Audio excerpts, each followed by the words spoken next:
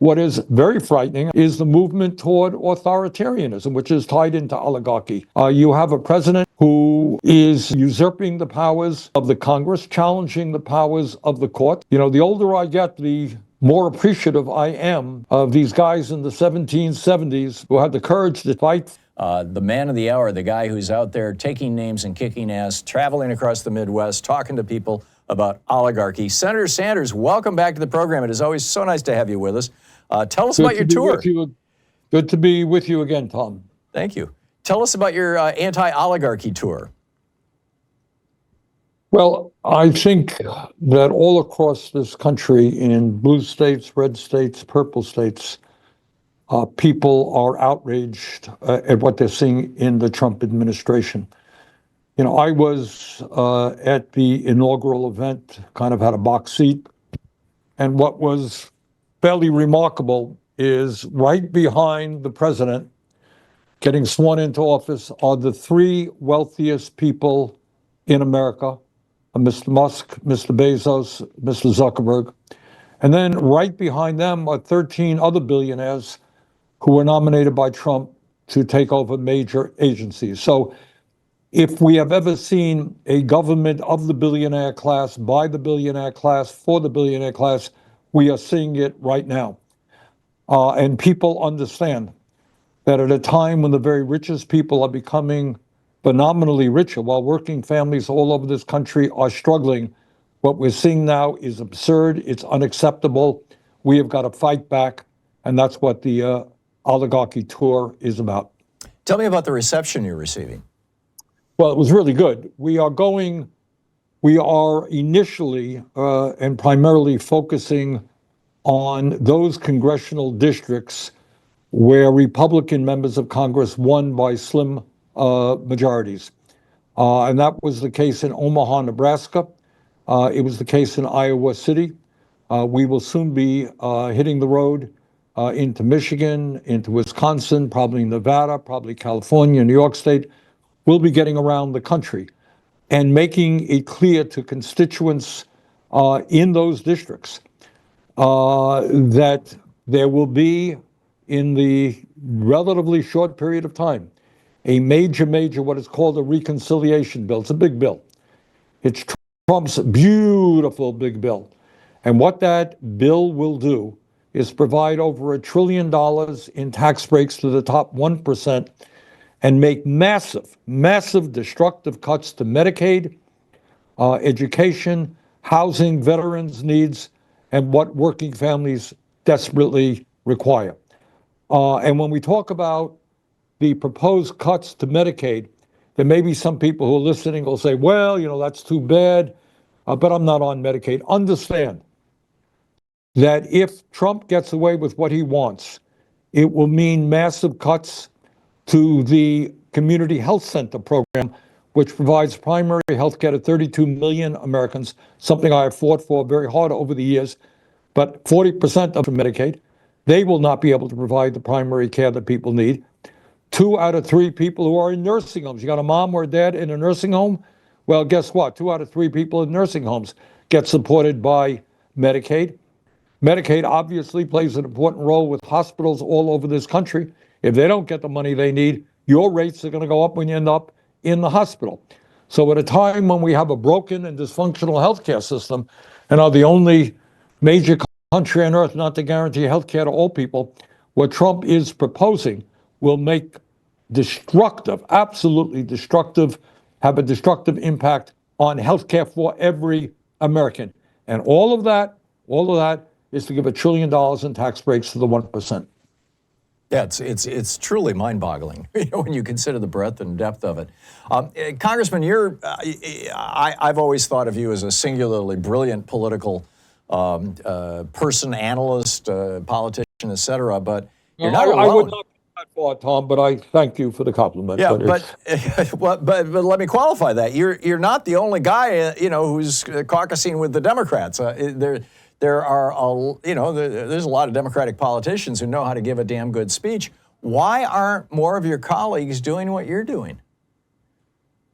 Well, I think, in fairness, you'll have to ask my colleagues. But I think in my own view, and Tom, you have heard me say this, you and I used to do a regular show every Friday, and you've probably heard me, and listeners have heard me say this. Trumpism is, I think, not so much that ordinary working people want to see tax breaks for billionaires and cuts to Medicaid and education. It's not that ordinary people want to throw 20 million undocumented people out of this country and break up families and destroy the economy in the process. You know, it's not just ordinary people, you know, are racist, the sexist, the homophobes. It is largely a failure of the Democratic Party over the years to recognize the reality that the status quo is not working for ordinary people. Today, as you and I chat, Tom, 60% of the American people are living paycheck to paycheck. And I grew up in a family that lived paycheck to paycheck, so I know what that's about. And the stress that is on ordinary people from California to Vermont is just extraordinary. People right now, they're worried about how they're going to pay their rent, how they're going to, you know, if they get to work, how they're going to afford childcare. Their mom is sick, how are they going to buy prescription drugs that their mom may need? How do you raise a family when the price of food is soaring and get decent quality food? So you got all of these, you know, and you well know, I know you talk about it all the time, but unbelievably, in the last 50 years, 50 years, if you look at in real inflation accounted wages for the average American worker has not gone up. It has been stagnant. You have a huge increase in worker productivity and technology, and all of those benefits go to the 1%. That is the reality. You tell me, Tom, you're a political observer. How many Democrats talk about that reality? Yeah, a very small handful, unfortunately. I mean, we have Ro Khanna, Mark Pocan, Pramila Jayapal. They come on the program regularly doing what you used to do, you know, taking calls for an hour. But it's pulling teeth trying to get a lot of these Democrats either to come on the program or even speak out like that. That's right.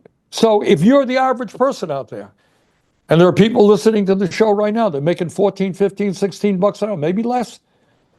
Do they think that the Democrats are responding to their needs? We haven't raised the minimum wage, which is now at the federal level, $7.25 an hour.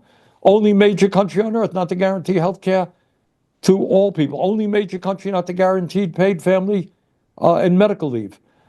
So what people are saying is, look, Democrats haven't done anything. You know, Trump is talking about changing the system. Well, the system does need change. I'm going to vote for Trump. Unfortunately, the changes that he is bringing about in virtually every way will make a terrible situation even worse. And it's not just catering to the needs of the billionaire class. I guess today he announced the, what was it called, gold card. So if you're a billionaire, you can buy American citizenship. Yeah. 25,000. But if you're a working person, what you're going to get in this country is cuts to Medicaid and education. But it's not only even the economics of what's going on. What is very frightening, and I'm sure you have been discussing it, is the movement toward authoritarianism, which is tied into oligarchy. You have a president now who, for the first time, I think, at least in modern history,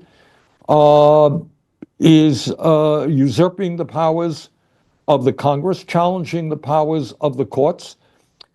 You know, the older I get, the more appreciative I am of these guys in the 1770s who were nobody's fools, who had the courage to take on the King of England, fight for self-determination here in America, in the colonies, and understood that you have to disperse power.